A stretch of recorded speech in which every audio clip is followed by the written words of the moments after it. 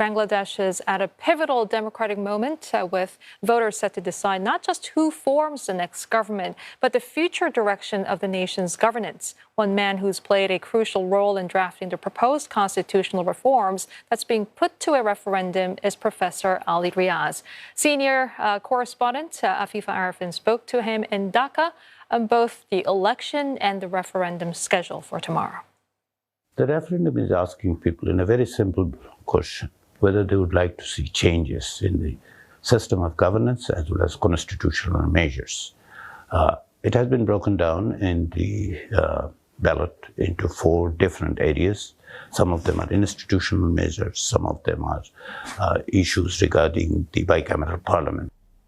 If the referendum passes, there is a plan to set up a constitutional reform council and to complete the reforms within a 180-day deadline. Realistically, though, can this be achieved, all these sweeping reforms in a matter of 6 months? And what happens if they fail to meet this deadline? First of all, is it possible to do it? Yes, it can. In this instance, the July National Charter, which is a result of a conversation among the political parties and with the political parties for 9 months. And it came out of a commission, 6 commissions, then a National Consensus Commission. So the basic draft is there. What are the issues? What 180 days would be doing is basically putting them, articulating them in the legalistic language, constitutional language. What would happen if it doesn't require? We don't consider it as to implement any punitive measures, because that would create more confusion, that would create an instability.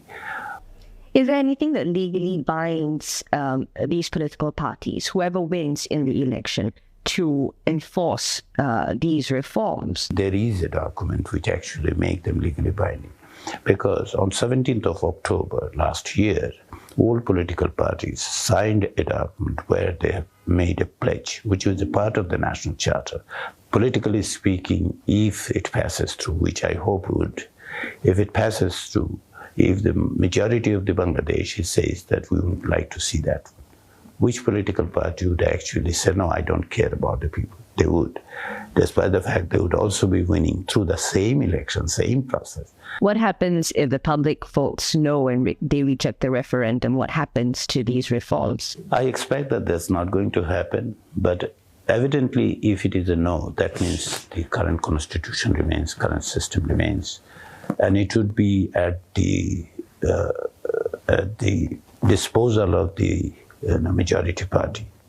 The July uprising in 2024 was fundamentally about preventing sort of a one-person rule in this country. From the reforms on the table, what sort of specific changes can we see that can most effectively prevent another form of that one-person concentration of power? One of the major issues was the concentration of power and non-accountability. Hence, political parties have agreed that there will be a term limit for the Prime Minister. A person in his or her lifetime can only be Prime Minister for 10 years. The second thing that we have proposed and the parties have agreed to, having the parliamentary committees would be headed by the opposition. So all these things would actually restrain the power of the Prime Minister. But let me reiterate one more thing. This is not intended to limit the power of the Prime Minister as Prime Minister. Rather, it is to make that person more accountable and also to prevent any kind of concentration on single hand. What are your minimum benchmarks for calling this election a credible one? Is it turnout, is it absence of violence, or is it an acceptance of the results from the major parties?